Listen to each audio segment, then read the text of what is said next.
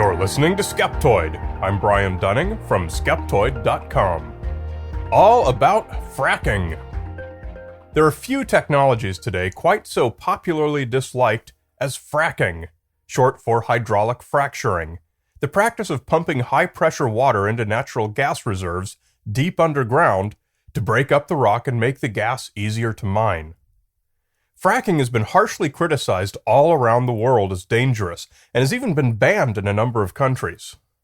There are charges that fracking uses toxic chemicals which contaminate groundwater supplies, that it causes earthquakes, that it's killing endangered species, that tap water in fracking areas contains so much methane that it can actually burn, and that mysterious illnesses have resulted from the poisonous chemicals it pumps underground. Sounds scary?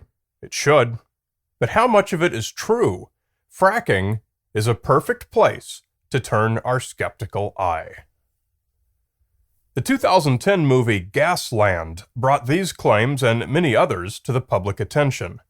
Gasland painted a horrifying and emotionally charged picture of conspiracy, profiteering, environmental ruin, and the reckless wholesale poisoning of people and animals by the drilling companies. The energy industry was quick to respond to the apparent slander, even posting a webpage called Debunking Gasland and others that not only denied virtually all of the movie's factual claims, but was also heavy on ad hominem attacks against its maker, an activist whom they describe as an avant-garde stage director with no expertise in either geology or drilling. Whom should the average person on the street believe? Unfortunately, they generally only hear from one of these sources or the other, and rarely or never get the unbiased, science-based facts. Natural gas is found in the pores of shale or coal, and it escapes through natural fractures. Surface deposits are relatively easy to recover with simple drilling, no fracking required, but for the deepest and richest deposits, those from about 1.5 to 6 kilometers underground, high pressure reduces the number of naturally occurring fractures, and the rock's permeability is insufficient to extract much gas. These deep, non-porous formations are where fracking makes sense. Shale beds are often less than 100 meters thick, so fracking boreholes are usually drilled horizontally to extend through as much of the bed lengthwise as possible, sometimes reaching through as much as a kilometer. The boreholes are sealed with pipe.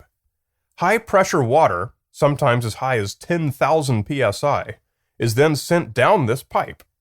This system acts just like a hydraulic ram, where great force can be applied over a large area by introducing high pressure into the ram from a small entry point. This force splits the shale apart, creating numerous small fractures, usually about 1 millimeter wide. Then to prop these fractures open to allow the gas to escape, a proppant is added to the water, which is basically sand. Getting this sand into the fractures is the whole point of fracking. Once done, extraction wells going straight down into the shale bed are far more productive, as the gas now has many free escape routes.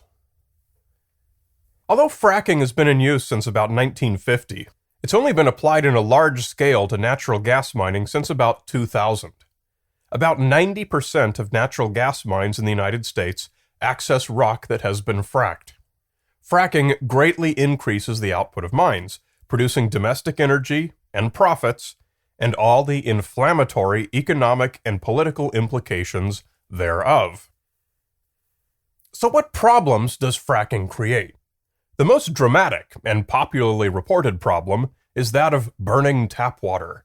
Hold a match next to a running tap, and the methane contained in the water, methane is the main component of natural gas, will burst into flames. Gasland and many other sources have asserted that this is due to fracking. The burning water is a fact. Whether it has anything to do with fracking is another matter altogether. Like much in science, the facts are more complicated. The first thing to understand is that water wells are shallow. The deepest private residential wells go perhaps a couple hundred meters, though most are much shallower. Fracking takes place kilometers deeper underground, and in most places the fracked shale beds are separated from the surface watersheds by multiple rock formations of different types. There's little or no transference of anything, gas or liquid, between fracked layers and surface layers. They're simply too far apart and separated by too much rock. However, the burning water is an undisputed fact. So where's this methane coming from if not from fracking? Well, as it happens, it's natural, worldwide, for anyone who has a well in a natural gas area. Natural gas is not found only in the deep shale beds. It's in shallower layers as well, so we always expect some gas to make it into well water in particular regions. But the mining of natural gas also has a few consequences that can force methane into aquifers. First, the underground changes in pressure can prompt methane to migrate from areas of high pressure to areas of low pressure. Second, poorly sealed natural gas wells can and do leak methane into adjacent strata. These poorly sealed wells are human errors that it's the responsibility of the driller to repair. Third, old abandoned wells do the same thing, but often without anyone repairing them. None of these problems are related to fracking per se. When the Colorado Oil and Gas Conservation Commission investigated the burning water of the well owner most prominently featured in Gasland, whose tap water was gray and actually effervesced, they found that his methane was naturally occurring and had nothing to do with any natural gas drilling. His water well had been drilled directly into a shallow natural gas deposit. Nevertheless, Gasland portrayed this as a consequence of fracking, which is wrong at two levels. Such well owners do have steps they can take to eliminate the problems, whatever the source of their methane. The simplest and most effective is to have the well properly vented. Methane weighs half as much as air, and venting it to the atmosphere is the standard practice and generally solves everything. Well venting would still need to be done even if fracking had never been invented.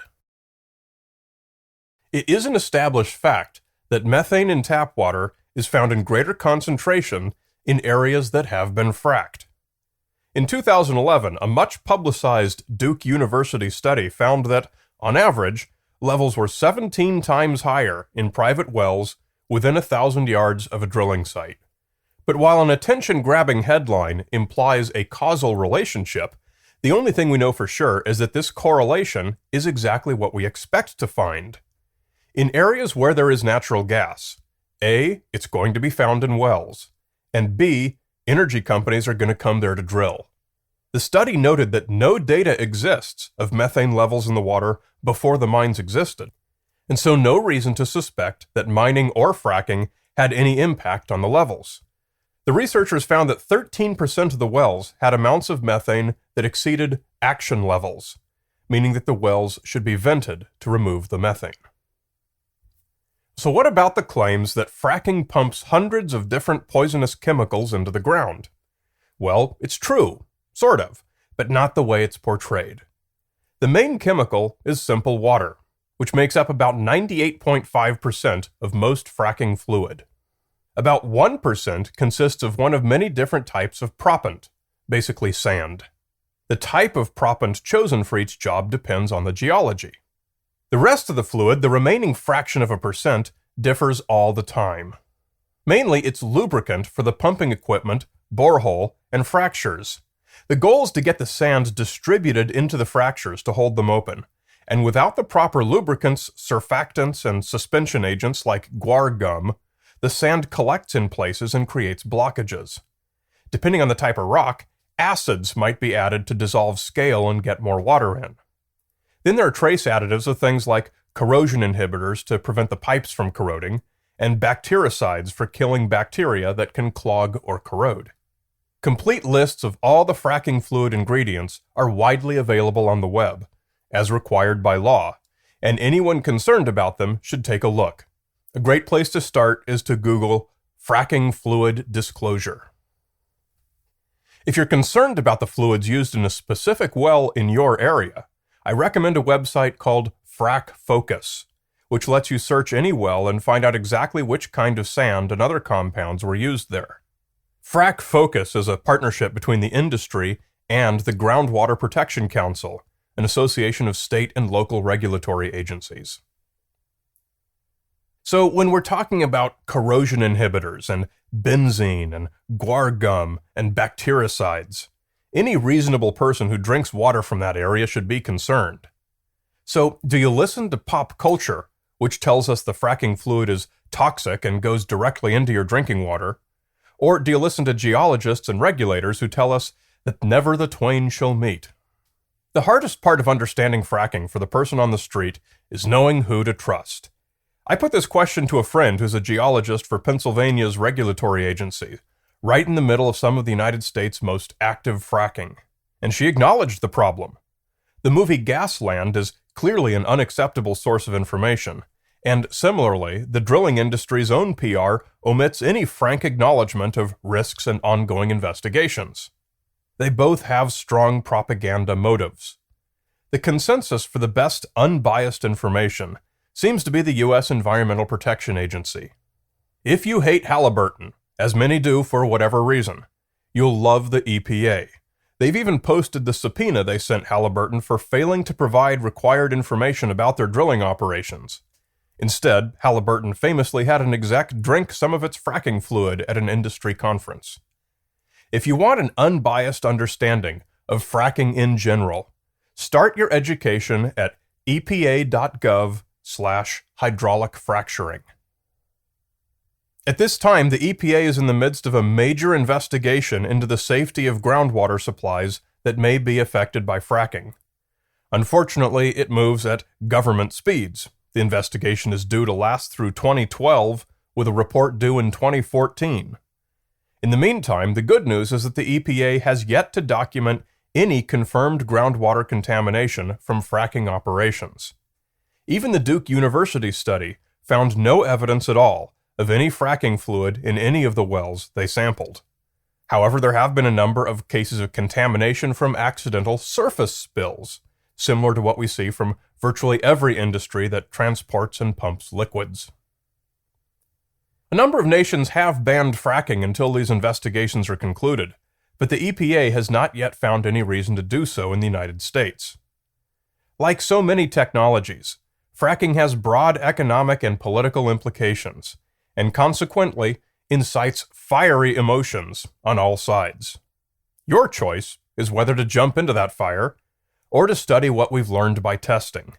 Whether you think we need the energy production or how much money Halliburton makes are different questions and should not be conflated with the science. Let the pundits answer those questions, and let the science determine the safety. You're listening to Skeptoid. I'm Brian Dunning from Skeptoid.com.